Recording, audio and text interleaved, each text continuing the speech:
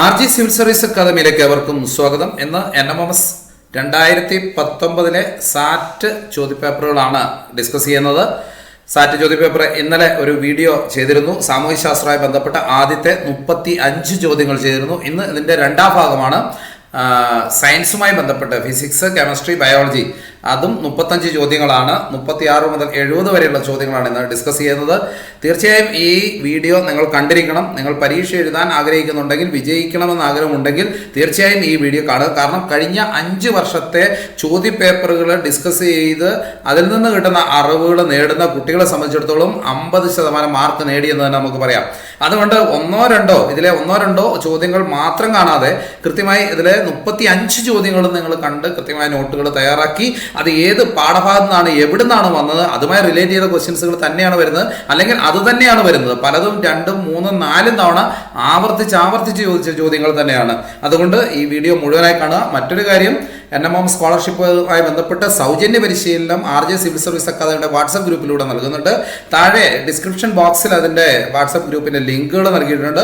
ഒപ്പം NMM സ്കോളർഷിപ്പായി ഇതുവരെ ചെയ്ത ഏതാണ്ട് 45 വീഡിയോസുകളുണ്ട്. വിവിധ പാഠഭാഗങ്ങളുമായി ബന്ധപ്പെട്ട്, മാറ്റുമായി ബന്ധപ്പെട്ട്, മാത്സുമായി ബന്ധപ്പെട്ട് വീഡിയോസുകളൊക്കെ അടങ്ങിയ ഒരു പ്ലേലിസ്റ്റ് കൂടി ഡിസ്ക്രിപ്ഷൻ ബോക്സിൽ നൽകിയിട്ടുണ്ട്. താഴെ നിങ്ങൾ ഡിസ്ക്രിപ്ഷൻ ബോക്സിൽ കമൻറ്റ് ബോക്സിൻ്റെ താഴെ നിങ്ങൾക്ക് കാണാം. ഡിസ്ക്രിപ്ഷൻ ബോക്സിൽ നോക്കുക. അതുപോലെ തന്നെ നമ്മുടെ വീഡിയോയുടെ തൊട്ട് മുകളിൽ കാണുന്ന ഐക്കണിൽ നിങ്ങൾ നോക്കുക. വിവിധ പ്ലേലിസ്റ്റുകൾ അവിടെ ഡിസ്പ്ലേ ചെയ്യും. അതിൽ ക്ലിക്ക് ചെയ്ത വിവിധ പ്ലേലിസ്റ്റുകളിലേക്ക് പോകാം. ഏതായാലും നമുക്ക് ഈ വീഡിയോയിലേക്ക് പോകാം. ആദ്യത്തെ ചോദ്യം സയൻസുമായി ബന്ധപ്പെട്ട് ആദ്യം ഫിസിക്സ് ആണ് ഡിസ്കസ് ചെയ്യുന്നത്. 36 മുതൽ 70 വരെയുള്ള ചോദ്യങ്ങൾ. ആദ്യത്തെ 12 ചോദ്യങ്ങൾ ഫിസിക്സ് ആണ്. തുടർന്ന് 12 കെമിസ്ട്രിയും പിന്നെ 11 ബയോളജിയും. അങ്ങനെ ആ രീതിയിലുള്ള ഒരു ചോദ്യഘടനയാണ് വരുന്നത്. നമുക്ക് നോക്കാം. ആദ്യത്തെ ചോദ്യം നോക്കാം. A train of length 200 meter takes 1 minute to cross a bridge of length 1 kilometer.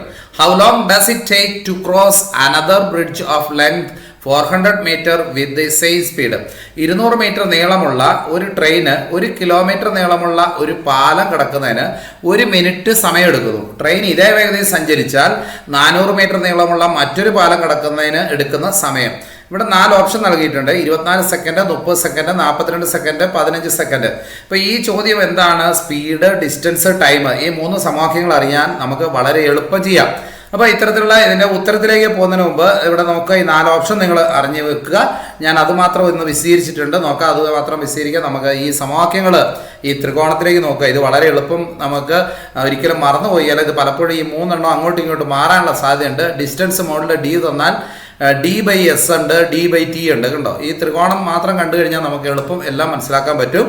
അതായത് താഴെയുള്ളത് പരസ്പരം ഗുണിക്കുന്നതാണ്. എസും ടിയും എന്നുള്ള കാര്യങ്ങൾ ശ്രദ്ധിക്കുക. സ്പീഡ് ഇൻറ്റു ടൈം, ഡിസ്റ്റൻസ്, ഇത് നിങ്ങൾക്ക് വളരെ പ്രയോജനം ചെയ്യുന്ന ഒരു കാര്യമാണ്. ഇത് ഈ 3 സമവാക്യങ്ങൾ ശ്രദ്ധിക്കുക. അപ്പോൾ ഇത്തരത്തിലുള്ള ത്രികോണങ്ങളിൽ ഇത് കേന്ദ്രീകരിക്കുകയാണെങ്കിൽ നമുക്ക് വളരെ എളുപ്പം അതിൻ്റെ സമവാക്യങ്ങൾ മറക്കാതിരിക്കാം. ഇനി നമുക്ക് ഈ ചോദ്യത്തിലേക്ക് പോകാം. ഈ ട്രെയിൻ ലെങ്ത് ട്രെയിനിൻ്റെ നീളം 200 മീറ്റർ ആണ്. അതിവിടെ നമ്മൾ കൊടുത്തു 200 മീറ്റർ. ആദ്യം ഇതിൻ്റെ ഡിസ്റ്റൻസ് എത്രയാണെന്ന് നോക്കണം. ഇനി ഒരു ട്രെയിന് 1 കിലോമീറ്റർ നീളമുള്ള ഒരു പാലം കിടക്കുന്നു. അപ്പോൾ 1 കിലോമീറ്റർ എന്ന് പറഞ്ഞാൽ എത്രയാണ്? 1000 മീറ്റർ ആണ്. അപ്പോൾ ഇതിൻ്റെ മൊത്തം ഡിസ്റ്റൻസ് എന്ന് പറയുന്നത് നമുക്ക് ഇതിൽ നിന്ന് സ്പീഡ് കണ്ടെത്താം. ഇപ്പോൾ 200 മീറ്റർ നീളമുള്ള ഒരു ട്രെയിനും 1 കിലോമീറ്റർ നീളമുള്ള ഒരു പാലവും, അതാണ് അതിൻ്റെ ദൂരം. അപ്പോൾ 1200 മീറ്റർ ആയി. ഇപ്പോൾ ഈ 1000 എങ്ങനെയാണ് വന്നതെന്നുള്ളത്, 1 കിലോമീറ്റർ എന്നുള്ളത് എന്താണ്? 1000 മീറ്റർ ആണ്. അങ്ങനെയാണ് 1200 മീറ്റർ. ഇനി ഇത് എത്ര സമയം എടുക്കുന്നു? 1 മിനിറ്റ് സമയം എടുക്കുന്നു. 1 മിനിറ്റ് എന്ന് പറഞ്ഞാൽ എത്രയാണ്? 60 സെക്കൻഡാണ്. ഇതിനെ മീറ്റർ പെർ സെക്കൻഡിലേക്ക് കൊണ്ടുവരുന്നുണ്ട്. ഇത് മീറ്റർ ആണെങ്കിൽ ഇതിനെ സെക്കൻഡിലേക്ക് കൊണ്ടുവരുന്നുണ്ട്. അപ്പോൾ 1 മിനിറ്റ് 60. അപ്പോൾ ഇതിൻ്റെ സ്പീഡ് കണ്ടെത്താം. സ്പീഡ് കണ്ടെത്തേണ്ട സമവാക്യം എന്താ? ഡിസ്റ്റൻസ് ബൈ ടൈം ആണ്. ഡിസ്റ്റൻസ് ബൈ ടൈം, അതായത് ദൂരം ബൈ സമയമാണ്. ദൂരം ബൈ സമയം. മലയാളം മീഡിയത്തിലുള്ളവർക്ക് വേഗത സമം ദൂരം ബൈ സമയം. സമയം സമം എന്താണ്? ദൂരം ബൈ വേഗത. അതേപോലെ ദൂരം കാണാൻ എന്താണ്? വേഗത ഇൻറ്റു സമയമാണ്. അപ്പോൾ ഇവിടെ നമ്മൾ എന്താ കാണേണ്ടത്? സ്പീഡാണ് കണ്ടെത്തേണ്ടത്, വേഗതയാണ് കണ്ടെത്തേണ്ടത്. വേഗത കണ്ടെത്താൻ ദൂരത്തെ സമയം കൊണ്ട് ഹരിച്ചാൽ മതി. ദൂരത്തെ സമയം കൊണ്ട് ഹരിച്ചു കഴിഞ്ഞപ്പോൾ 20 മീറ്റർ പെർ സെക്കൻഡ് കിട്ടി.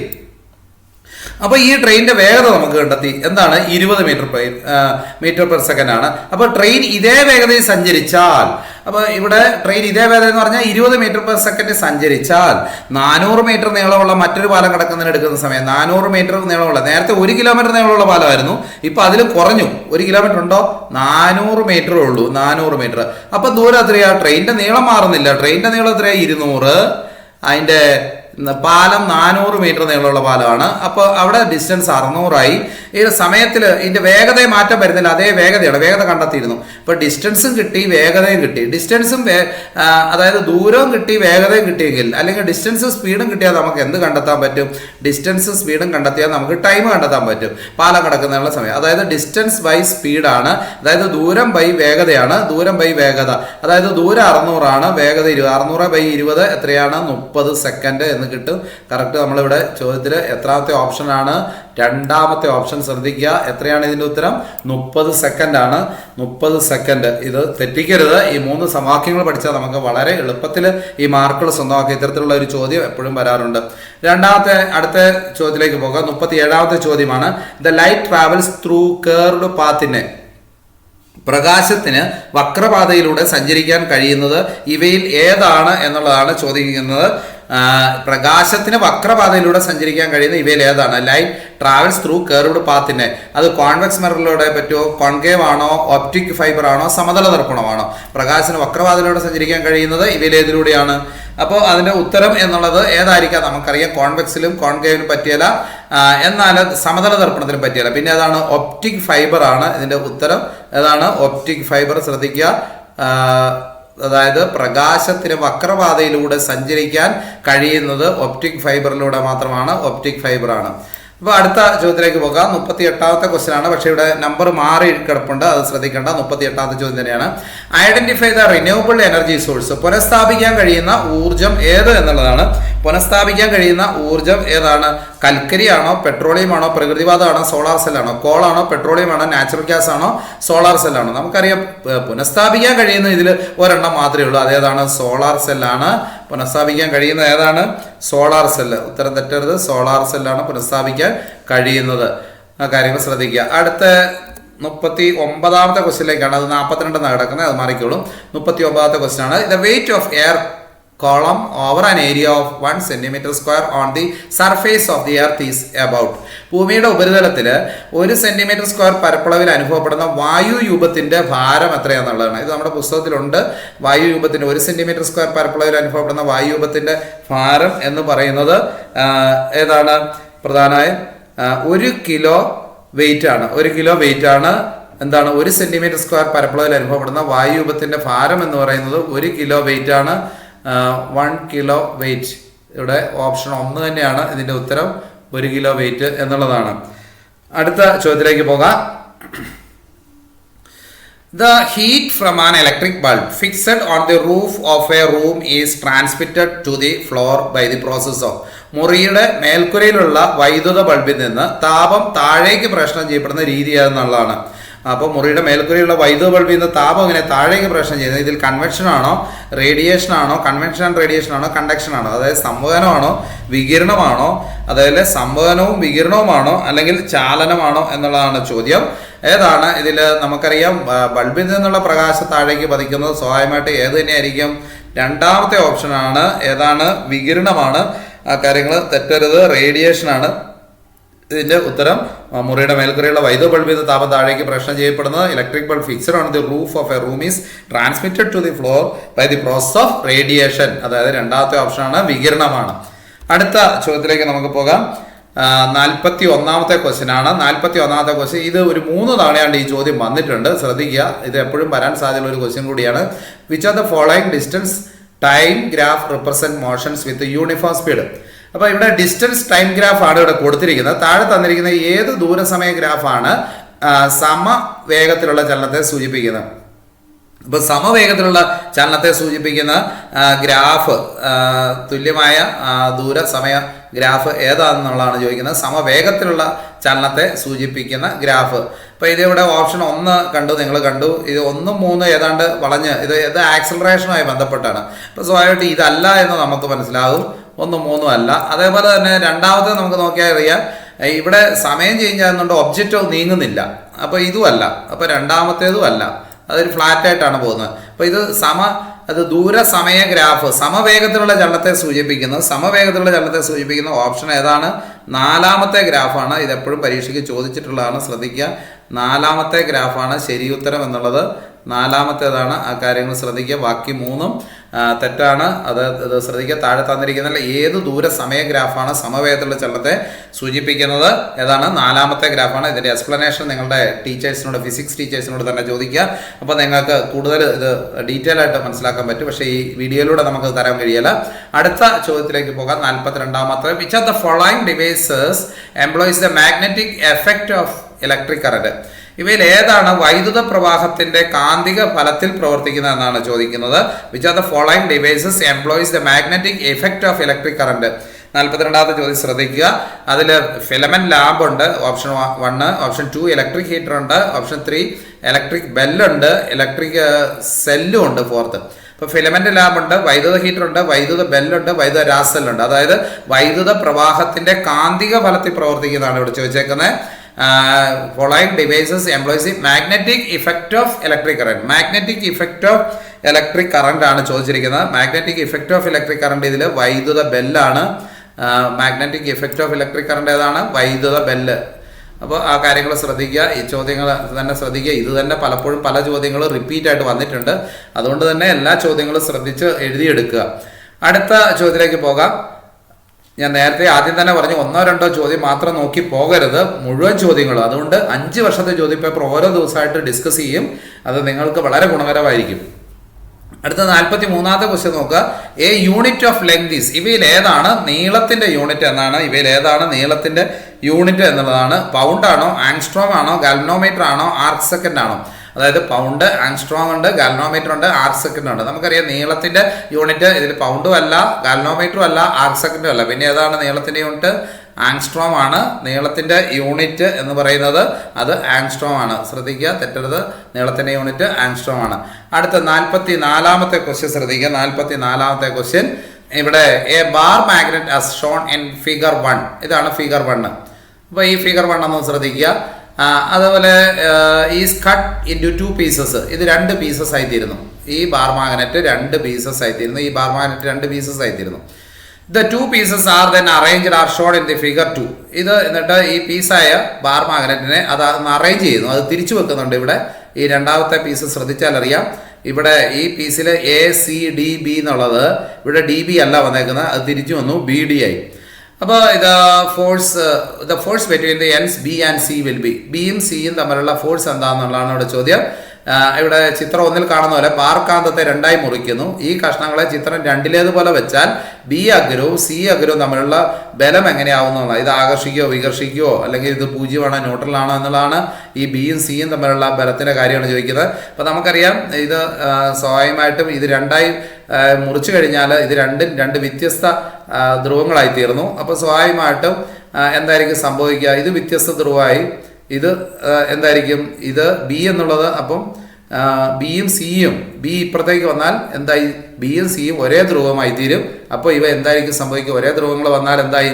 ആകർഷിക്കുകയോ വികർഷിക്കുകയോ, 0 ആണോ ന്യൂട്രൽ ആണോ, അട്രാക്റ്റീവ് ആണോ റിപ്പൽസീവ് ആണോ, 0 ആണോ ന്യൂട്രൽ ആണോ? എന്തായിരിക്കാം? അവിടെ വികർഷണമാണ് നടക്കുന്നത്. ഒരേ ധ്രുവങ്ങളാണ് വരുന്നത്. ബി ഇപ്പുറത്തേക്ക് വന്നതോടുകൂടി, ബി സിയുടെ അടുത്തേക്ക് വന്നതോടുകൂടി അത് ഒരേ ധ്രുവമായി തീർന്നു. അപ്പോൾ നമുക്ക് ഇവിടെ 44ാമത്തെ ചോദ്യത്തിന് ഉത്തരം റിപ്പൽസീവ്, വികർഷണം ആണ്. ആ കാര്യങ്ങൾ ശ്രദ്ധിക്കുക. അടുത്ത ചോദ്യത്തിലേക്ക് പോകാം. 45ാമത്തെ ചോദ്യം ശ്രദ്ധിക്കുക. Which of the following is true about virtual images produced by a mirror? താഴെ പറയുന്നതിൽ ഒരു ദർപ്പണം ഉണ്ടാക്കുന്ന മിഥ്യാ പ്രതിബിംബങ്ങളെ സംബന്ധിച്ച് ശരിയായത്? അതായത് ഇതിൽ ഏതാണ് ശരിയായത് എന്നുള്ളതാണ്. Virtual images produced by a mirror, ഒരു ദർപ്പണം ഉണ്ടാക്കുന്ന മിഥ്യാ പ്രതിബിംബങ്ങളെ സംബന്ധിക്കുന്നതാണ് ശരിയായത്. ഓൾവേസ് ഡിമിനിഷ്ഡ് ആണ്, എല്ലായ്പ്പോഴും ചെറുതായിരിക്കും. ഓൾവേസ് എൻലാർജ്ഡ് ആണ്, എല്ലായ്പ്പോഴും വലുതായിരിക്കും. Always same size as the object, എല്ലായ്പ്പോഴും വസ്തുവിൻ്റെ അതേ വലിപ്പത്തിലായിരിക്കും. ഓൾവേസ് ഇറക്റ്റ് ആണ്, എല്ലായ്പ്പോഴും നിവർന്നതായിരിക്കും. ഇതിൽ ഏതായിരിക്കും ഇതിൻ്റെ ശരി ഉത്തരം? അതായത് ഇവിടെ പറഞ്ഞിരിക്കുന്നത് ഒരു ദർപ്പണം ഉണ്ടാക്കുന്ന മിഥ്യാ പ്രതിബിംബങ്ങളെ സംബന്ധിച്ച് ശരിയായതാണ്. അതായത് virtual images produced by a mirror, അതായത് എല്ലായ്പ്പോഴും നിവർന്നതായിരിക്കും എന്നുള്ളതാണ് ഇതിൻ്റെ ശരിയായ ഉത്തരം. എല്ലായ്പ്പോഴും നിവർന്നതായിരിക്കും, അതായത് ഓൾവേസ് എന്താണ്? ഇറക്റ്റ് ആണ് ഇതിൻ്റെ ശരിയായ ഉത്തരം. എല്ലായ്പ്പോഴും നിവർന്നതായിരിക്കും എന്നുള്ളതാണ് ശരി ഉത്തരം. അടുത്ത ചോദ്യത്തിലേക്ക് പോകാം. നമുക്ക് 46ാമത്തെ ചോദ്യം ശ്രദ്ധിക്കുക. Which are the following module of Chandrayaan 2 is named to commemorate a famous Indian scientist? കണ്ടോ, ഇവിടെയും കറണ്ട് അഫയേഴ്സിന്റെ പ്രാധാന്യം കണ്ടോ. ഇന്ത്യയിലെ സയൻസിലും വന്നു കഴിഞ്ഞു. ഇന്ത്യയിലെ പ്രമുഖ ശാസ്ത്രജ്ഞന്റെ ഓർമ്മയ്ക്കായി പേരിടപ്പെട്ട ചാന്ദ്രയാൻ 2ന്റെ ഭാഗം ഏത് എന്നുള്ളതാണ്. ഇവിടെ 4 ഓപ്ഷൻ ഉണ്ട്. ലൗഞ്ചർ ഉണ്ട്, ഓർബിറ്റർ ഉണ്ട്, ലാൻഡർ ഉണ്ട്, റോവർ ഉണ്ട്. അപ്പോൾ ലോഞ്ചർ ഉണ്ട്, ഓർബിറ്റർ ഉണ്ട്, ലാൻഡർ ഉണ്ട്, റോവർ ഉണ്ട്. ഇന്ത്യയിലെ പ്രമുഖ ശാസ്ത്രജ്ഞന്റെ ഓർമ്മയ്ക്കായി പേരിട്ട ചാന്ദ്രയാൻ 2ന്റെ ഒരു ഭാഗം ഇതിൽ ഏതാന്നുള്ളതാണ്. ചാന്ദ്രയാൻ 2ന്റെ ഭാഗം എന്നുള്ളത് ഏതാണ്? ലാൻഡർ ആണ്. ലാൻഡർ ആണ് ചാന്ദ്രയാൻ 2ന്റെ ഭാഗം. ശ്രദ്ധിക്കുക, ഏതാണ് ചാന്ദ്രയാൻ 2ന്റെ ഭാഗം? ലോഞ്ചർ അല്ല, ഓർബിറ്റർ അല്ല, റോവർ അല്ല, പിന്നെ ഏതാണ്? ലാൻഡർ ആണ്. അപ്പോൾ നമുക്ക് ഈ ഓപ്ഷനിൽ തന്നെ ശ്രദ്ധിച്ചാൽ അറിയാം, ഇവര് ഒരു ഓപ്ഷന് സമാനമായ മറ്റൊരു ഓപ്ഷൻ ഇട്ടേക്കുക, ലാൻഡർ, റോവർ. അപ്പോൾ അത് കണ്ടു കഴിയുമ്പോൾ ഇതിലേതെങ്കിലും ആയിരിക്കുമെന്ന് നമുക്ക് ഉറപ്പിക്കാവുന്നതാണ്. അപ്പോൾ ആ കാര്യങ്ങൾ ശ്രദ്ധിക്കുക. ലാൻഡർ ആണ് ഇത്തരത്തിൽ ഇന്ത്യയിലെ പ്രമുഖ ശാസ്ത്രജ്ഞ ഓർമ്മയ്ക്കായി പേരുടെ ചാന്ദ്രയാൻ 2ന്റെ ഭാഗം. Which of the following module of Chandrayaan 2 is named to commemorate a famous Indian scientist, lander? അപ്പോൾ ആ കാര്യങ്ങൾ ശ്രദ്ധിക്കുക. അടുത്ത ചോദ്യത്തിലേക്ക് പോകാം. 47ാമത്തെ question. Which among the following is a poor conductor of heat energy? ചുവടെ ചേർത്തിട്ടുള്ളതിൽ ഏതാണ് താപോർജ്ജത്തിന്റെ കുചാലകം? അതായത് ഇതിലെ പൂർ കണ്ടക്ടർ ആയിട്ടുള്ള ഹീറ്റ് എനർജി ഏതാണ്? അലുമിനിയം ആണോ, കോപ്പർ ആണോ, അയൺ ആണോ, സൾഫർ ആണോ? പെട്ടെന്ന് തന്നെ കണ്ടാൽ നമുക്ക് തിരിയും ഇതിൽ ഏതാണ് താപോർജ്ജത്തിന്റെ കുചാലകം, പൂർ കണ്ടക്ടർ ഏതാണ്? ഇത് സ്വയമായിട്ടും ഏത് തന്നെ ആയിരിക്കും? നമുക്കറിയാം സൾഫർ ആയിരിക്കും ഇതിൻ്റെ ഉത്തരം. ഏതാണ് പൂർ കണ്ടക്ടർ എന്നറിയപ്പെടുന്നത് അല്ലെങ്കിൽ കുചാലകം എന്നറിയപ്പെടുന്നത്? സൾഫർ തന്നെയാണ്, യാതൊരു സംശയമില്ല. ഉത്തരം വളരെ എളുപ്പത്തിൽ കണ്ടെത്താവുന്ന ഒരു ചോദ്യമായിരുന്നു, സൾഫറാണ്. അടുത്ത 48ാമത്തെ ചോദ്യത്തിലേക്ക് പോകാം. Which among the following symbols is not derived from the Latin name of the element? ചുവടെ ചേർത്തിട്ടുള്ള മൂലകങ്ങളിൽ ലാറ്റിൻ നാമത്തിൽ നിന്ന് പ്രതീകം സ്വീകരിച്ചിട്ടില്ലാത്ത ഏത്? അപ്പോൾ നമ്മൾ ഒരു കാര്യം പറയാൻ പറഞ്ഞു. ഇപ്പോൾ കഴിഞ്ഞ ക്വസ്റ്റ്യനും ഈ ക്വസ്റ്റ്യനൊക്കെ കെമിസ്ട്രിയിലേക്ക് പോയിട്ടുണ്ട്, രസതന്ത്രത്തിലേക്ക് പോയി. അപ്പോൾ ഫിസിക്സ് 12 ചോദ്യം 11 ചോദ്യം ഉണ്ടാവും. അത് കഴിഞ്ഞ് കെമിസ്ട്രി ആയിരിക്കും, അപ്പോൾ അത് കഴിഞ്ഞ് ബയോളജി ആയിരിക്കും. അങ്ങനെയാണ് അതിൻ്റെ ചോദ്യത്തിൻ്റെ ഘടന. ഇപ്പം ഈ തരുന്ന ആ നമ്പർ, അതേ നമ്പറിൽ തന്നെയാണ് ചോദ്യങ്ങൾ അതേ രീതി വരുന്നത്. ഇപ്പോൾ നോക്കാം. Which among the following symbols is not derived from the Latin name of the element? നമ്മൾ ആദ്യത്തെ രസതന്ത്രത്തിന്റെ കെമിസ്ട്രിയുടെ പാഠത്തിൽ പഠിക്കുന്നതാണ്. ലാറ്റിൻ നാമത്തിൽ നിന്ന് പ്രതീകം സ്വീകരിച്ചിട്ടില്ലാത്തത് ഏതെന്നാണ് ചോദ്യം. ശ്രദ്ധിക്കണം, ചിലർ എടുത്തിയാടി എഴുതും സ്വീകരിച്ചിട്ടുള്ളതാണെന്ന് വിചാരിച്ച്. സ്വീകരിച്ചിട്ടില്ലാത്തതാണ് ചോദിച്ചിരിക്കുന്നത്. ഇതിൽ നമുക്കറിയാം എൻ എന്ന് പറയുന്നത് സോഡിയമാണ്. സോഡിയം നാട്രിയം എന്ന് പറയും. ഇതിന് എൻ എന്ന് പറഞ്ഞാൽ സോഡിയം നാട്രിയമാണ്. സോറി, ഇതല്ല സോഡിയം നാട്രിയമാണ്. അതേപോലെ തന്നെ കെ, ഇത് സോഡിയം. കെ എന്നുള്ളത് എന്താണ്? കെ എന്നുള്ളത് പൊട്ടാസ്യമാണ്. കെ പൊട്ടാസ്യമാണ്. അതേപോലെ CA എന്നുള്ളത് കാൽസ്യമാണ്.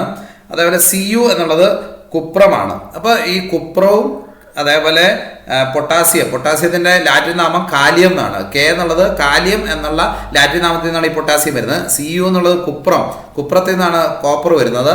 അതേപോലെ എൻ എന്നുള്ളത് നാട്രിയമാണ്. നാട്രിയത്തിൽ നിന്നാണ് സോഡിയം വരുന്നത്.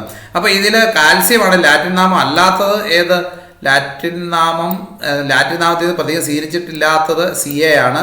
ബാക്കി 3 എണ്ണവും പ്രതീകം സ്വീകരിച്ചിട്ടുള്ളതാണ്. CA calcium. അപ്പോൾ NAയും അതായത് സോഡിയവും പൊട്ടാസ്യവും അതുപോലെ തന്നെ കോപ്പറും ഈ 3 എണ്ണവും ലാറ്റിൻ നാമമാണ്. ഇത് കുപ്രം, ഇത് കാലിയം, ഇത് എന്താണ് നാട്രിയം. ഈ 3 ലാറ്റിൻ നാമത്തിൽ നിന്നാണ് ഇത് ഈ പേര് വരുന്നത്. ആ കാര്യങ്ങൾ ശ്രദ്ധിക്കുക. ഇതിൽ ലാറ്റിൻ നാമം സ്വീകരിച്ചിട്ടില്ലാത്തത് CA കാൽസ്യം ആണ്. ആ കാര്യങ്ങൾ ശ്രദ്ധിക്കുക. അടുത്ത 49ാമത്തെ ചോദ്യം നോക്കുക. Identify the exothermic change from the following. ചൂടൻ നൽകിയിട്ടുള്ളവയിൽ താപമോചക പ്രവർത്തനം ഏതാണെന്നുള്ളതാണ്. Exothermic change from the following, അതായത് താപമോചക പ്രവർത്തനം. ഇവിടെ neutralisation reaction between an acid and a base, decomposition of potassium permanganate on heating, melting of ice, thermal decomposition of calcium carbonate. ഇപ്പോൾ ആസിഡും ബേസും തമ്മിലുള്ള നിർവീകരണം, ചൂടാക്കുമ്പോൾ പൊട്ടാസ്യം പെർമാഗ്നേറ്റ് വിഘടിക്കുന്നത്, ഐസ് ഉരുകുന്നത്, കാൽസ്യം കാർബണേറ്റിന്റെ താപീയ ഘടന. അപ്പോൾ ഇതിൽ താപമോചക പ്രവർത്തനം ഇതിലേതെന്നുള്ളതാണ്. 4 കാര്യങ്ങൾ ഇവിടെ തന്നിട്ടുണ്ട്. ഇതിൽ താപമോചക പ്രവർത്തനം എന്ന് പറയുന്നത്, താപം മോചിക്കപ്പെടുന്നത് ആസിഡും ബേസും തമ്മിലുള്ള നിർവീകരണ അവസ്ഥയിലാണ്. ഏതാണ്? ആസിഡ് ബേസ് തമ്മിലുള്ള നിർവീകരണവുമായി ബന്ധപ്പെട്ടാണ്. ശ്രദ്ധിക്കുക, താപമോചക പ്രവർത്തനം എന്നുള്ളത് neutralisation reaction between an acid and a base ആണ്. ഇതാണ് ശരി ഉത്തരം. ഈ കാര്യങ്ങൾ ശ്രദ്ധിക്കുക, താപമോചക പ്രവർത്തനം എന്നുള്ളത്.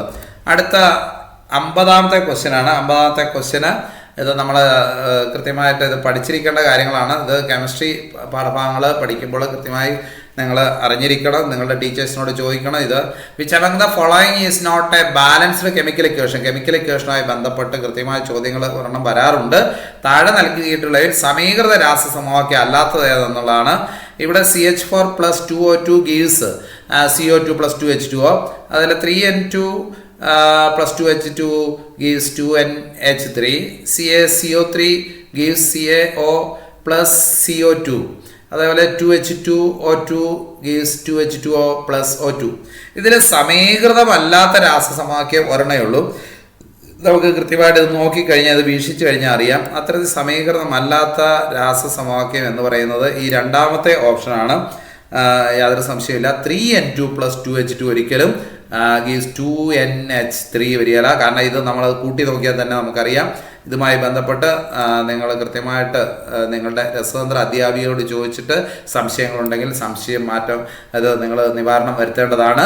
ഇതിൽ ശരിയായ ഉത്തരം 3N2 + 2H2 ഗീവ്സ് 2NH3. ഇതൊരിക്കലും സമീകൃതമല്ല എന്നുള്ള കാര്യങ്ങൾ, ബാക്കിയെല്ലാം സമീകൃതമാണ് എന്ന് നമുക്ക് മനസ്സിലാക്കാം. അപ്പോൾ അടുത്ത ചോദ്യത്തിലേക്ക് പോകാം. 51ാമത്തെ question. Separating funnel is an apparatus which can be used for the separation of. അതായത് സെപ്പറേറ്റിംഗ് ഫണൽ എന്ന ഉപകരണം ഉപയോഗിച്ച് വേർതിരിക്കാൻ കഴിയുന്നത് എന്താണ് എന്നുള്ളതാണ്. ഇവിടെ 4 ഓപ്ഷൻ നൽകിയിട്ടുണ്ട്. Miscible liquids with large difference in their boiling points. Second option നോക്കുക, miscible liquids with very small difference in their boiling points. Third option common salt from sea water. And fourth option immiscible liquids ആണ്. അതായത് first option നോക്കുക, തിളനിലയുള്ള വലിയ വ്യത്യാസമുള്ള പരസ്പരം കലരുന്ന ദ്രാവകങ്ങൾ. Option 2 തിളനിലകളിൽ ചെറിയ വ്യത്യാസമുള്ള പരസ്പരം കലരുന്ന ദ്രാവകങ്ങൾ. 3 കടൽ ജലത്തിലുള്ള കറിയുപ്പ്. ആൻഡ് 4 പരസ്പരം കലരാത്ത ദ്രാവകങ്ങൾ. അതായത് സെപ്പറേറ്റിംഗ് ഫണൽ എന്ന ഉപകരണം ഉപയോഗിച്ച് വേർതിരിക്കാൻ കഴിയുന്നത് ഇതിലേത് എന്നുള്ളതാണ് ചോദ്യം. സെപ്പറേറ്റിംഗ് ഫണൽ ഉപയോഗിച്ച് വേർതിരിക്കാൻ കഴിയുന്നത് എന്താണ്? പരസ്പരം കലരാത്ത ദ്രാവകങ്ങളാണ്. പരസ്പരം കലരാത്ത ദ്രാവകങ്ങളെയാണ് വേർതിരിക്കാൻ കഴിയുന്നത്. എന്താണ്? ഇമിസിബിൾ ലിക്വിഡ്സ് ആണ്. പരസ്പരം കലരാത്ത ഇമ്മിസിബിൾ ലിക്വിഡ്സ്, പരസ്പരം കലരാത്ത ദ്രാവകങ്ങളാണ് സെപ്പറേറ്റീവ് ഫണൽ എന്ന ഉപകരണം ഉപയോഗിച്ച് നമുക്ക് വേർതിരിക്കാൻ കഴിയും. Separative funnel is an apparatus which can be used for the separation of immiscible liquids, അതായത് പരസ്പരം കലരാത്ത ദ്രാവകങ്ങൾ. അടുത്ത് നോക്കാം 52ാമത്തെ. ഇത് incorrect statement among the following. ചുവടെ നൽകിയിട്ടുള്ളവയിൽ ശരിയല്ലാത്ത പ്രസ്താവന നോക്കുക. Metals are lustrous. ഇതിൻ്റെ നോട്ടുകളൊക്കെ തന്നിട്ടുള്ളതാണ്. ഇത് അതുകൊണ്ടാണ് പ്ലേലിസ്റ്റിൽ പല വീഡിയോകളുടെ ലിങ്കുകൾ പ്ലേലിസ്റ്റിൽ നൽകിയിട്ടുണ്ട്. പിന്നെ ഡിസ്ക്രിപ്ഷൻ ബോക്സിൽ നൽകിയിട്ടുണ്ട്. അത് നിങ്ങൾക്ക് പ്രയോജനപ്പെടുത്താവുന്നതാണ്. ഈ ചാനലിൻ്റെ താഴെ കാണുന്ന ഡിസ്ക്രിപ്ഷൻ ബോക്സിൽ എല്ലാ വീഡിയോസിൻ്റെയും പ്ലേലിസ്റ്റ് നൽകിയിട്ടുണ്ട്. ഇപ്പോൾ മെറ്റൽസ് ആർ ലെസ്ട്രസ്, ലോഹങ്ങൾ ദ്യുതിയുള്ളവയാണ്. മെറ്റലിൻ്റെ സവിശേഷത ഇവിടെ പറയുന്നത്. ജനറലി മെറ്റൽസ് ആർ മാലിബിൾ, പൊതുവെ ലോഹങ്ങൾ അടിച്ചു പരത്താൻ കഴിയും. അതുപോലെ metal oxides are generally acidic, ലോഹ ഓക്സൈഡുകൾ പൊതുവെ അസിഡിക് സ്വഭാവം കാണിക്കുന്നു. അതേപോലെ ഫോർത്ത് ഓപ്ഷൻ നോക്കുക, some metals react with bases to produce hydrogen. ചില ലോഹങ്ങൾ ബേസുകളുമായി പ്രതിപ്രവർത്തിച്ച് ഹൈഡ്രജൻ ഉണ്ടാകുന്നു. അപ്പോൾ ഇവിടെ ഇത്രയും ഓപ്ഷൻസ് ആണുള്ളത്. അത് ലോഹങ്ങളുമായി ബന്ധപ്പെട്ടാണ്. നമുക്കറിയാം ലോഹങ്ങൾ ദ്യുതിയുള്ളവയാണ്, ശരിയാണ്. ലോഹങ്ങൾ അടിച്ചു പരത്താൻ കഴിയും, അതും ശരിയാണ്. ലോഹ ഓക്സൈഡുകൾ പൊതുവെ അസിഡിക് സ്വഭാവം കാണിക്കുന്നു, ഇത് ശരിയാണോ? ലോഹ ഓക്സൈഡുകൾ അസിഡിക് സ്വഭാവം കാണിക്കാറുണ്ടോ? എന്താണ് ഇവിടെ പറയുന്നത്? Metal oxides are generally basic ആണ്, അസിഡിക് അല്ല. എന്നാൽ നോൺ മെറ്റാലിക് ആണ്. Non metal oxides are generally acidic ആണ്. എന്നാൽ മെറ്റൽ ഓക്സൈഡ്സ് എന്താണ്? അത് ബേസിക് ആണ്, ആൽക്കലി സ്വഭാവമാണ് കാണിക്കുന്നത്. ലോഹ ഓക്സൈഡുകൾ പൊതുവെ അസിഡിക് സ്വഭാവം കാണിക്കുന്നുള്ള തെറ്റുത്തരമാണ്. അപ്പോൾ ഇതിൽ ശരിയായ കാര്യങ്ങൾ ഓപ്ഷൻ 3 ആണ് എന്നുള്ള കാര്യങ്ങൾ ശ്രദ്ധിക്കുക. ഇത് അസിഡിക് അല്ല, അത് ബേസിക് ആണ്, ആൽക്കലിയാണ് എന്നുള്ള കാര്യങ്ങൾ ശ്രദ്ധിക്കുക. അപ്പോൾ ചുവടെ നൽകിയിട്ടുള്ള ശരിയല്ലാത്ത പ്രസ്ഥാനം ഇതാണ്. ബാക്കിയെല്ലാം ചില ലോഹങ്ങൾ ബേസുമായി പ്രതിപ്രവർത്തിച്ച ഹൈഡ്രജൻ ഉണ്ടാകുന്നത് നമുക്കറിയാം. ബാക്കിയെല്ലാം ലോഹങ്ങളുമായി ബന്ധപ്പെട്ട് ശരിയാണ്. അപ്പോൾ അടുത്ത ചോദ്യത്തിലേക്ക് പോകാം. 53ാമത്തെ ക്വസ്റ്റ്യൻ ശ്രദ്ധിക്കുക. It is dangerous to burn coal in a closed room because of the production of. അടച്ചിട്ട മുറിയിൽ കൽക്കരി കത്തിക്കുന്നത് അപകടകരമാണെന്ന് പറയാൻ കാരണം ഡാഷ് ഉണ്ടാകുന്നതാണ്. അത് കാർബൺ ഡൈ ഓക്സൈഡ് ഉണ്ടാകുന്നതാണോ, കാർബൺ മോണോക്സൈഡ് ഉണ്ടാകുന്നതാണോ, ഹൈഡ്രജൻ ഉണ്ടാകുന്നതാണോ, ജലം ഉണ്ടാകുന്നതുകൊണ്ടാണോ അങ്ങനെ അപകടമാണെന്ന് പറയാൻ? ഇതിൽ ഏതാണ്? കാർബൺ ഡൈ ഓക്സൈഡ് ആണോ, കാർബൺ മോണോക്സൈഡ് ആണോ, ഹൈഡ്രജൻ ആണോ, വാട്ടർ ആണോ? കാർബൺ മോണോക്സൈഡ് ആണ്. ശ്രദ്ധിക്കുക, അടച്ചിട്ട മുറിയിൽ കൽക്കരി കത്തിക്കുന്ന അപകടമാണെന്ന് പറയാൻ കാരണം അവിടെ കാർബൺ മോണോക്സൈഡ് ഉണ്ടാകുന്നതാണ്. കാർബൺ മോണോക്സൈഡ്, അടച്ചിട്ട മുറിയിൽ ഒരിക്കലും കൽക്കരി കത്തിക്കാൻ പാടില്ല, അവിടെ കാർബൺ മോണോക്സൈഡ് ഉണ്ടാകും. അപ്പോൾ ഇതിന് ശരിയായ ഉത്തരം കാർബൺ മോണോക്സൈഡ് ആണ്. അടുത്ത ചോദ്യത്തിലേക്ക് പോകാം. 54ാമത്തെ question. Certain medicines and chemicals are stored in brown color bottles to protect them from undergoing. ചില മരുന്നുകളും രാസവസ്തുക്കളും തവിട്ട് നിറത്തിലുള്ള കുപ്പികളിൽ സൂക്ഷിക്കുന്നത് ഏത് രാസപ്രവർത്തനം തടയാനാണ്? നമ്മൾ കണ്ടിട്ടുണ്ട്, തവിട്ട് നിറത്തിലുള്ള കുപ്പികളിലൊക്കെ ചില മരുന്നുകളും രാസവസ്തുക്കളൊക്കെ സൂക്ഷിക്കുന്നത്. അത് ഏത് രാസപ്രവർത്തനം തടയാനാണ്? ഇപ്പോൾ ഇവിടെ ഫോട്ടോ കെമിക്കൽ റിയാക്ഷൻ ആണോ, ഇലക്ട്രോ കെമിക്കൽ റിയാക്ഷൻ ആണോ, തെർമോ കെമിക്കൽ റിയാക്ഷൻ ആണോ, എക്സോതെർമിക് റിയാക്ഷൻ ആണോ? അതായത് പ്രകാശ രാസപ്രവർത്തനമാണോ, വൈദ്യുത രാസപ്രവർത്തനമാണോ, താപരാസപ്രവർത്തനമാണോ, താപമോചക രാസപ്രവർത്തനമാണോ? എന്തിനെ തടയാനാണ് പ്രധാനമായി കുപ്പികളിൽ, തവിട്ട് നിറത്തിലുള്ള കുപ്പികളിൽ ഇത് സൂക്ഷിക്കുന്നത്? രാസവസ്തുക്കളും മരുന്നുകളും. എന്തായിരിക്കും അതിൻ്റെ ഉത്തരം? പ്രകാശ രാസപ്രവർത്തനത്തെ തടയാനാണ്. പ്രകാശ രാസപ്രവർത്തനത്തെ തടയാനാണ് അതിൽ എന്ത് ഉപയോഗിക്കുന്ന മഞ്ഞ തവിട്ട് നിറം ഉപയോഗിക്കുന്ന കുപ്പികളിൽ. അപ്പോൾ ഫോട്ടോ കെമിക്കൽ റിയാക്ഷൻ ആണ് അതിൻ്റെ ശരി ഉത്തരം. ശ്രദ്ധിക്കുക, ഫോട്ടോ കെമിക്കൽ റിയാക്ഷൻ. അടുത്ത ചോദ്യത്തിലേക്ക് പോകാം. 55ാമത്തെ question. Physical change occurs when. ഒരു ഭൗതിക മാറ്റം നടക്കുന്നത് താഴെ കൊടുത്തിരിക്കുന്നത് ഏത് അവസരത്തിലാണ്? ഇവിടെ ധാരാളം മാറ്റങ്ങൾ, 4 മാറ്റങ്ങൾ കൊടുത്തിട്ടുണ്ട്. ഒന്ന്, vinegar is mixed with baking soda. വിനാഗിരി ബേക്കിംഗ് സോഡയുമായി കലർത്തുമ്പോൾ.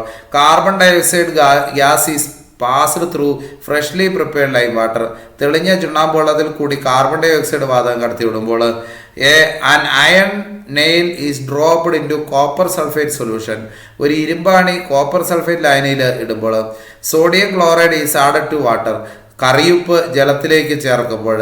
അപ്പോൾ ഇതിൽ ഏതാണ് ഒരു ഭൗതിക മാറ്റം നടക്കുന്നത് എന്നുള്ളതാണ് ചോദ്യം വന്നിരിക്കുന്നത്.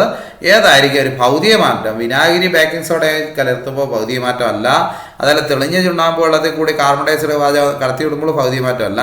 ഇരുമ്പാണി കോപ്പർ സൾഫേറ്റ് ലായനിയായി ഇടുമ്പോഴും ഭൗതിക മാറ്റമല്ല. പക്ഷേ ഒരു കറിയുപ്പ് ജലത്തിലേക്ക് ചേർക്കുമ്പോൾ ഉണ്ടാകുന്നതാണ് എന്ത്? ഭൗതിക മാറ്റം എന്നുള്ളത്. കറിയുപ്പ് ജലത്തിലേക്ക് ചേർക്കുമ്പോൾ. Sodium chloride is added to water. അതാണ് അതിനകത്ത് ശരിയായ ഉത്തരം. കറിയുപ്പ് എന്താണ്? ജലത്തിലേക്ക് ചേർക്കുമ്പോഴാണ് എന്തുണ്ടാകുന്നത്? ഭൗതിക മാറ്റം ഇവിടെ സംഭവിക്കുന്നതായിട്ട് കാണുന്നത്.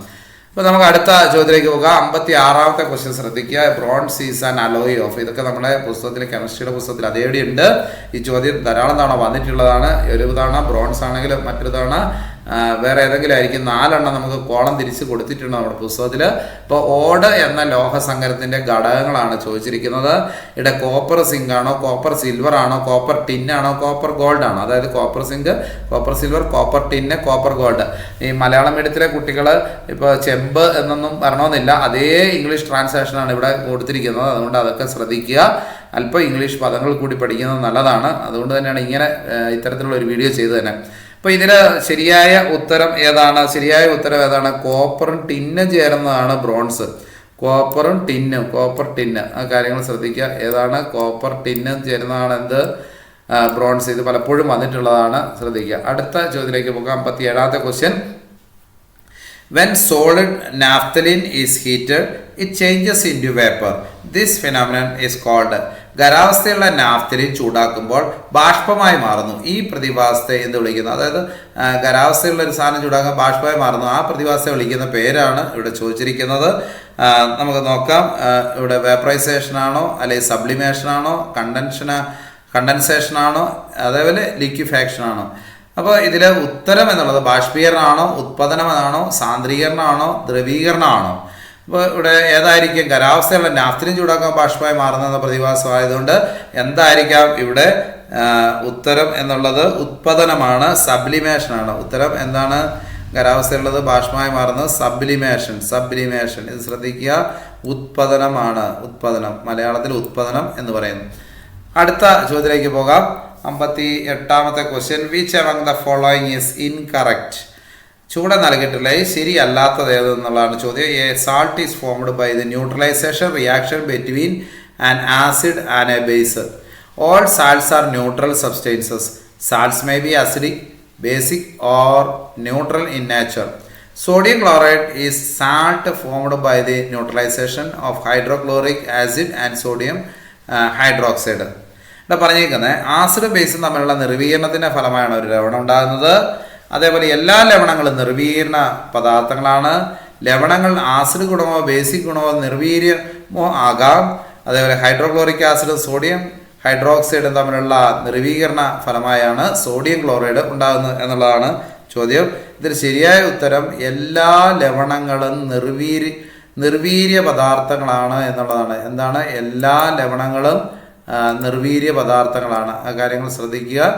ഇവിടെ നമ്മുടെ ചോദ്യം കൃത്യമായിട്ട് പഠിക്കണം. ചുവടെ നൽകിയിട്ട് ശരിയായ അല്ലാത്തതാണ് ചോദിച്ചത്. എന്താണ് ശരിയല്ലാത്ത? എല്ലാ ലവണങ്ങളും നിർവീര്യ പദാർത്ഥങ്ങളാണ് എന്നുള്ളതാണ് ശരിയല്ലാത്തത്. All salts are neutral substances. അടുത്ത ചോദ്യത്തിലേക്ക് പോകാം. 59ാമത്തെ ചോദ്യം. The incorrect statement among the following is electric energy is consumed during electroplating. Electroplating is an electrochemical reaction. Electroplating is an endergonic reaction. Electrical energy is released during electroplating. അതായത് വൈദ്യുത ലേപനം നടക്കുമ്പോൾ വൈദ്യുതോർജ്ജം ആഗിരണം ചെയ്യപ്പെടുന്നു. വൈദ്യുത ലേപനം ഒരു വൈദ്യുത രാസപ്രവർത്തനമാണ്. വൈദ്യുത ലേപനം ഒരു ഊർജാകിരണ പ്രവർത്തനമാണ്. വൈദ്യുത ലേപനം നടക്കുമ്പോൾ വൈദ്യുതോർജ്ജം പുറപ്പെടുവിക്കപ്പെടുന്നു. അപ്പോൾ ഇവിടെ ചൂടെ നൽകിയിട്ടുള്ള ശരിയല്ലാത്ത പ്രസ്താവനയാണ് ചോദിച്ചിരിക്കുന്നത്. ശരിയല്ലാത്ത പ്രസ്താവന വൈദ്യുത ലേപനം നടക്കുമ്പോൾ വൈദ്യുതോർജ്ജം മോചിപ്പിക്കപ്പെടുന്നു എന്നുള്ളതാണ് ശരിയല്ലാത്ത പ്രസ്താവന. വൈദ്യുത ലേപനം നടക്കുമ്പോൾ വൈദ്യുതോർജ്ജം മോചിപ്പിക്കപ്പെടുന്നു എന്നുള്ളതാണ് ഇവിടുത്തെ ശരി അല്ലാത്ത പ്രസ്താവന. ശരിയല്ലാത്തതാണ് പറഞ്ഞത്. Electric energy is released during electroplating. Electric energy is released during electroplating. ഇതാണ് ശരിയല്ലാത്ത പ്രസ്താവന എന്നുള്ളത്. ആ കാര്യങ്ങൾ ശ്രദ്ധിക്കുക. അടുത്ത ചോദ്യത്തിലേക്ക് നമുക്ക് പോകാം. അടുത്ത ചോദ്യം. Production of seeds through artificial pollination between plants of the same species but of different characteristics is called. ഇതാ ഇവിടെ മുതൽ നമ്മൾക്ക് ബയോളജിയിലേക്ക് വന്നു. ഒരേ വർഗത്തിൽപ്പെട്ടതും വ്യത്യസ്തമായ സ്വഭാവ സവിശേഷമുള്ളതുമായ ചെടികൾ തമ്മിൽ കൃത്രിമ പരാഗണം നടത്തി വിത്തുകൾ ഉൽപ്പാദിപ്പിക്കുന്ന രീതിയാണ്. ഒരേ വർഗത്തിൽപ്പെട്ടതാണ് എന്നാൽ വ്യത്യസ്ത സ്വഭാവ സവിശേഷമുള്ള ചെടികൾ തമ്മിൽ കൃത്രിമ പരാഗണം നടത്തി വിത്തുകൾ ഉൽപ്പാദിപ്പിക്കുന്ന രീതി ടിഷ്യൂ കൾച്ചറാണോ, ഹൈബ്രിഡേഷൻ ആണോ, ലെയറിംഗ് ആണോ, ക്ലോണിംഗ് ആണോ? ഇതൊക്കെ 7ാം ക്ലാസ്സിലുള്ളതാണ്. 7ാം ക്ലാസ്സിലെ പുസ്തകത്തിൽ 1-2 ചോദ്യങ്ങൾ ബയോളജിയിൽ വന്നിട്ടുണ്ട്. ടിഷ്യൂ കൾച്ചറാണോ, വർഗ്ഗസങ്കരണമാണോ, പതിവെക്കലാണോ, ക്ലോണിംഗ് ആണോ? അപ്പോൾ ഇതിൻ്റെ ഉത്തരം എന്നുള്ളത് എന്താണ്? ഒരേ വർഗത്തിൽപ്പെട്ട വ്യത്യസ്ത സ്വഭാവസവിശേഷമുള്ള ചെടികൾ തമ്മിൽ കൃത്രിമ പരാഗണം നടത്തി വിത്തുകൾ ഉൽപ്പാദിപ്പിക്കുന്ന രീതിയാണ് വർഗ്ഗസങ്കരണം എന്നുള്ളത്. എന്താണ് ഇതിൻ്റെ ഉത്തരം? വർഗ്ഗസങ്കരണം. ഹൈബ്രിഡേഷൻ ആണ്. ആ കാര്യങ്ങൾ ശ്രദ്ധിക്കുക. ഹൈബ്രിഡേഷൻ. അപ്പോൾ ഒരേ വർഗത്തിൽപ്പെട്ട വ്യത്യസ്ത സ്വഭാവസവിശേഷമുള്ള ചെടികൾ തമ്മിൽ കൃത്രിമ പരാഗണം നടത്തി വിത്തുകൾ ഉൽപ്പാദിപ്പിക്കുന്ന രീതി വർഗ്ഗസങ്കരണമാണ്. 61ാമത്തെ ക്വസ്റ്റ്യൻ നോക്കാം. When fruits ripen starch is converted into. ഫലങ്ങൾ പാകമാകുമ്പോൾ അന്നജം എന്തായി തീരുന്നു എന്നുള്ളതാണ്. ഇത് നമ്മൾ പലതവണ പഠിച്ചതാണ്. പലതവണ നമ്മുടെ RJ സിവിൽ സർവീസ് അക്കാദമി പരീക്ഷയ്ക്ക് ചോദിച്ചിട്ടുള്ളതാണ്. ഏതാണ്? പഞ്ചസാരയാണ്. പഞ്ചസാര.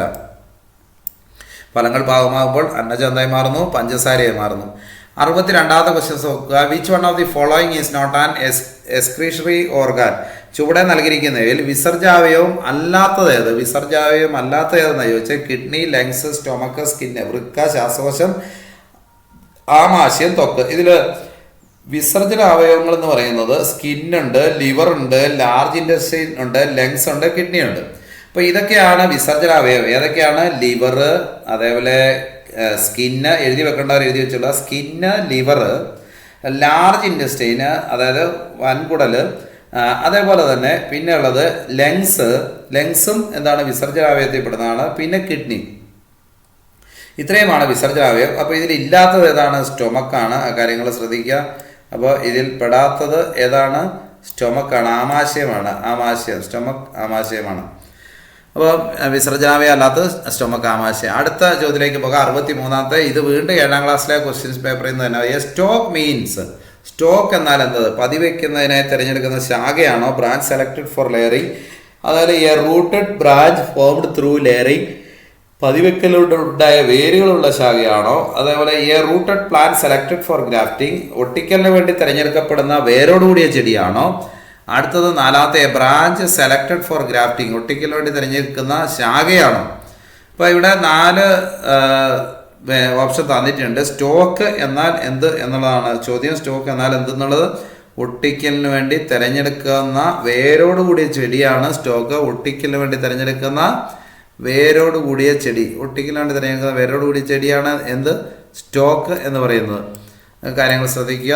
A rooted plant selected for grafting. A rooted plant selected for grafting.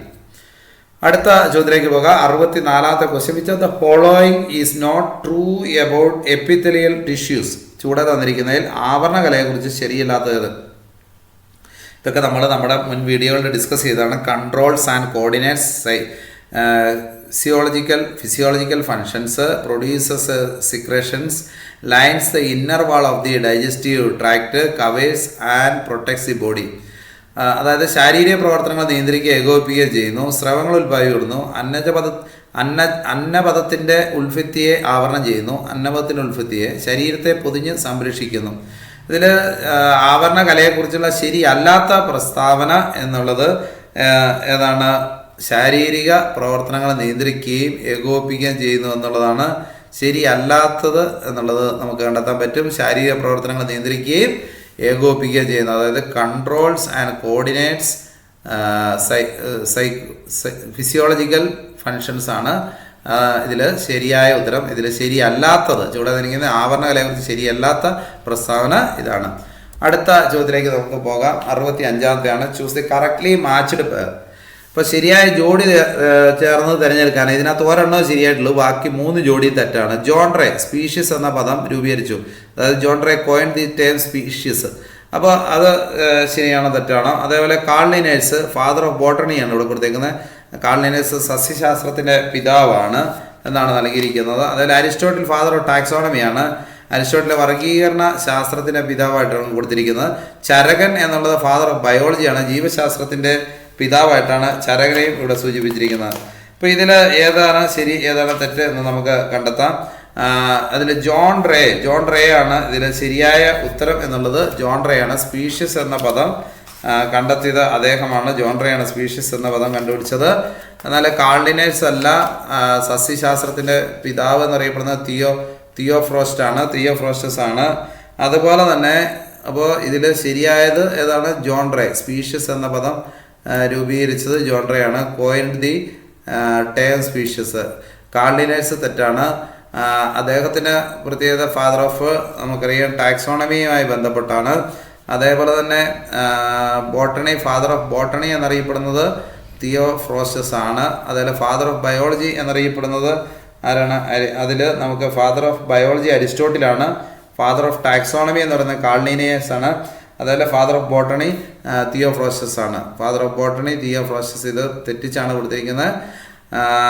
സസ്യശാസ്ത്രത്തിൻ്റെ പിതാവ് ആരാണ്? സസ്യശാസ്ത്രത്തിൻ്റെ പിതാവ് എന്ന് പറയുന്നത് തിയോഫ്രോസ്റ്റസ് ആണ്. അതേപോലെ അരിസ്റ്റോട്ടിലിൻ്റെ പ്രത്യേകത എന്താണ്? അരിസ്റ്റോട്ടിൽ ഫാദർ ഓഫ് ബയോളജിയാണ്. ഫാദർ ഓഫ് ബയോളജിയാണ് അരിസ്റ്റോട്ടിൽ. അതേപോലെ father of taxonomy Carl Linnaeus, father of botany Theophrastus. ആ കാര്യങ്ങൾ ഇതിൽ ശരിയായിട്ടുള്ള ഒരെണ്ണേ ഉള്ളൂ. ജോൺ റേ സ്പീഷ്യസ് എന്ന പദം രൂപീകരിച്ചു എന്നുള്ളത്. 66ാമത്തെ ക്വസ്റ്റ്യൻ നോക്കുക. Which one of the following is not a taxon? ചൂടെ നൽകിയിരിക്കുന്നത് വർഗീകരണ തലത്തിൽ ഉൾപ്പെടാത്തത് ഏത് എന്നുള്ളതാണ്. അത് സ്പീഷ്യസ് ആണോ, ഓർഡർ ആണോ? Species, order, class, population. അത് ക്ലാസ് ആണോ ജീവിഗണം ആണോ എന്നുള്ളതാണ് ചോദ്യം. അപ്പോൾ ചൂടെ നൽകിയിരിക്കുന്നതിൽ വർഗീകരണ തലത്തിൽ ഉൾപ്പെടാത്തത് ഏത് എന്നുള്ളതാണ്. വർഗീകരണ തലത്തിൽ ഉൾപ്പെടാത്തത് ജീവിഗണമാണ്. ജീവിഗണം ഏതാണ്? ബാക്കിയുള്ളതെല്ലാം അതിൻ്റെ വർഗീകരണ തലത്തിൽ ഉൾപ്പെടുന്നതാണ്. ജീവിഗണമാണ് ഇവിടെ എന്താണ് വർഗീകരണ തലത്തിൽ ഉൾപ്പെടാത്തത്. Which one of the following is not a taxon? വർഗീകരണ തലത്തിൽ ഉൾപ്പെടാത്തത് ഏതാണ്? ജീവി ഗണം, പോപ്പുലേഷനാണ്. അടുത്ത ചോദ്യത്തിലേക്ക് പോകാം. Tonoplast is a membrane of. ഇത് പലപ്പോഴാണ് നമ്മൾ ക്വസ്റ്റ്യൻസ് ഡിസ്കസ് ചെയ്തതാണ്. ഡാഷിൻ്റെ ആവരണമാണ് ടോണോപ്ലാസ്റ്റ്. ഡാഷിൻ്റെ ആവരണമാണ് ടോണോപ്ലാസ്റ്റ്. ഏതിൻ്റെ ആവരണമാണ്? ഫേനത്തിൻ്റെ ആവരണമാണ് ടോണോപ്ലാസ്റ്റ്. ഫേനമാണ്. കാര്യങ്ങൾ ശ്രദ്ധിക്കുക. ഫേനത്തിൻ്റെ ആവരണം വാക്യൂളാണ്. Tonoplast is a membrane of വാക്യൂളാണ്. അടുത്ത ചോദ്യത്തിലേക്ക് പോകാം. Choose the correct incorrect statement from the following. ചൂടെ തന്നിരിക്കുന്നത് തെറ്റായ പ്രസ്താവന കണ്ടെത്തുക. ഒന്ന്, plant cell wall is made up of the chitin. സസ്യങ്ങളുടെ കോശഭിത്തി നിർമ്മിച്ചിരിക്കുന്ന കൈറ്റിൻ കൊണ്ടാണ്. Plant cell wall is made up of chitin. അതേപോലെ mitochondria is the powerhouse of the cell. കോശത്തിൻ്റെ ഊർജ്ജ നിലയമാണ് മൈറ്റോകോൺട്രിയ. അതേപോലെ ribosomes are not surrounded by a membrane. റൈബോസോമുകളെ ആവരണം ചെയ്ത് റൈബോസോമുകളെ ആവരണം ചെയ്ത സ്തരം കാണുന്നില്ല എന്നുള്ളത്. Ribosomes are not surrounded by a membrane. റൈബോസോമുകളെ ആവരണം ചെയ്ത് സ്തരം കാണുന്നില്ല. അതേപോലെ animal cells lack cell wall. ജന്തുകോശത്തിൽ കോശഭിത്തി കാണപ്പെടുന്നില്ല. അപ്പോൾ ഇവിടെ നമുക്ക് 4 ഓപ്ഷൻ തന്നിട്ടുണ്ട്. ഇതൊക്കെ ചോദ്യങ്ങൾ പലപ്പോഴേ വന്നിട്ടുള്ളതാണ്. സസ്യങ്ങളുടെ കോശഭിത്തി നിർമ്മിച്ചിരിക്കുന്നത് കൈറ്റിൻ കൊണ്ടാണോ സസ്യങ്ങളുടെ കോശഭിത്തി നിർമ്മിച്ചിരിക്കുന്നത്? എന്തുകൊണ്ടാണ്? സെല്ലുലോസ് കൊണ്ടാണ്. അപ്പോൾ തെറ്റായ പ്രസ്താവന ആദ്യം തന്നെയാണ്. സസ്യങ്ങളുടെ കോശഭിത്തി നിർമ്മിച്ചിരിക്കുന്നത് സെല്ലുലോസ് കൊണ്ടാണ്, കൈറ്റിൻ കൊണ്ടല്ല. അപ്പോൾ തെറ്റായ പ്രസ്താവന നമുക്ക് കിട്ടി. ബാക്കിയുള്ളതെല്ലാം ശരിയാണ്. മൈറ്റോകോൺട്രിയ പവർ ഹൗസ് ആണ്. Ribosomes are not surrounded by a membrane. റൈബോസോമുകളെ ആവരണം ചെയ്ത് സ്ഥലം കാണുന്നില്ല. Animal cells lack cell wall. ജന്തുകോശത്തിൽ കോശഭിത്തി കാണപ്പെടുന്നില്ല എന്നുള്ളത് നമുക്കറിയാം. അപ്പോൾ ഇതിൽ തെറ്റായിട്ടുള്ളത് കാര്യങ്ങൾ plant cell wall is made up of chitin ആണ് എന്നുള്ളത് തെറ്റായ ഉത്തരമാണ്. അവിടെ സെല്ലുലോസ് ആയിരുന്നു വേണ്ടിയിരുന്നത്. 69ാമത്തെ ക്വസ്റ്റ്യൻ നോക്കുക. Choose the peculiarity of kingdom Protista from the following. ചുവടെ നൽകിയിരിക്കുന്നതിൽ കിങ്ഡം പ്രോട്ടിസ്റ്റയുടെ സവിശേഷത തിരഞ്ഞെടുക്കുക. Multi cellular പോക്കാരിയോട്സ്, multi cellular eukaryotes, unicellular പോക്കാരിയോട്സ്, അതുപോലെ യൂണിസെല്ലുലാർ യൂക്കാരിയോട്സ്. ബഹുകോശികളായ പ്രോക്കാരിയോട്ടുകൾ, ബഹുകോശികളായ യൂക്കാരിയോട്ടുകൾ, ഏകകോശികളായ പ്രോക്കാരിയോട്ടുകൾ, ഏകകോശികളായ യൂക്കാരിയോട്ടുകൾ. അപ്പോൾ ഇവിടെ ചുവടെ നൽകിയിരിക്കുന്നത് കിങ്ഡം പ്രോട്ടിസ്റ്റയുടെ സവിശേഷത തിരഞ്ഞെടുക്കാനാണ് പറഞ്ഞേക്കുന്നത്. കിങ്ഡം പ്രോട്ടിസ്റ്റയുടെ സവിശേഷത എന്ന് പറയുന്നത് ഏകകോശികളായ യൂക്കാരിയോട്ടുകളാണ്. ഏകകോശികളായ യൂക്കാരിയോട്ടുകളാണ് യൂണിസെല്ലുലാർ യൂക്കാരിയോട്സ്. അടുത്ത 70ാമത്തെ ക്വസ്റ്റ്യൻ, ലാസ്റ്റ് ക്വസ്റ്റ്യൻ ആണ് ഈ സെക്ഷനിലെ സയൻസിലെ. Rearing of varieties like grey giant, white giant etcetera is known as. Grey giant, white giant തുടങ്ങിയ ഇനങ്ങളെ വളർത്തുന്നത് ആണ് ഡാഷ്. മഷ്റൂം കൾച്ചറാണോ, കൂണിക്കൾച്ചറാണോ, അപ്പിക്കൾച്ചറാണോ, സെറികൾച്ചറാണോ? ഇതുമായി ബന്ധപ്പെട്ട ഒരു വീഡിയോ നമ്മൾ ഈ അടുത്തായിട്ട് തന്നെ ചെയ്തിരുന്നു. അത് നമ്മുടെ NMMSൻ്റെ ഡിസ്ക്രിപ്ഷൻ ബോക്സിൽ നൽകിയിട്ടുണ്ട്, ശ്രദ്ധിക്കുക. NMMSൻ്റെ പ്ലേലിസ്റ്റ് പൂർണ്ണമായി നൽകിയിട്ടുണ്ട്. അതായത് മഷ്റൂം കൾച്ചറാണ്, ക്യൂണിക്കൾച്ചറാണ്, എപ്പിക്കൾച്ചറാണ്, സെറികൾച്ചറാണ്. ഇതിൽ ഏതാണെന്ന് നോക്കാം നമുക്ക്. ക്യൂണിക്കൾച്ചറാണ്. ഗ്രേ വൈൻറ്റ്, വൈറ്റ് ജൈൻറ്റ് എന്നറിയപ്പെടുന്നത് എന്താണ്? ക്യൂണിക്കൾച്ചറാണ്. ആ കാര്യങ്ങൾ ശ്രദ്ധിക്കുക. ക്യൂണിക്കൾച്ചർ. ഈ ചാനൽ ഉപകാരപ്രദമാണ്. തീർച്ചയായും ചാനൽ സബ്സ്ക്രൈബ് ചെയ്യുക. തുടർന്നുള്ള വിവിധ സ്കോളർഷിപ്പുകളുമായി ബന്ധപ്പെട്ട ക്ലാസ്സുകൾ ലഭിക്കുന്നതിന് വേണ്ടി, ഇതിൻ്റെ നോട്ടിഫിക്കേഷൻ ലഭിക്കുന്നതിന് വേണ്ടി താഴെയുള്ള ബെൽ ഐക്കൺ എനേബിൾ ചെയ്യുക.